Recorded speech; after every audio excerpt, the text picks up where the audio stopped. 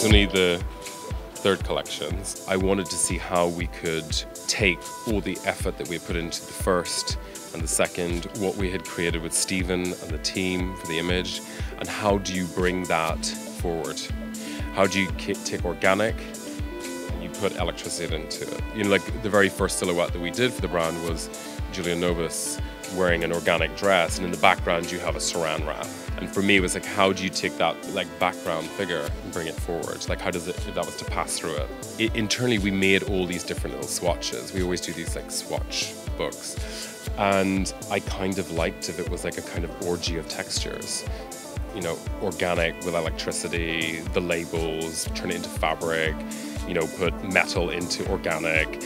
I'm really enjoying like this sort of celebration of femininity in that way, where it's sort of a new thing for me, and it's sort of when something is like masculine but incredibly girly. A lot of the developments we've been working on since I joined, and you know, in leather it takes a long time to get it perfect. Like, how could we get a nappa that looked like a crocodile, and how could we foil it? By the time you do that, it's never ready. So you want it to be perfect. You know, how do you push in?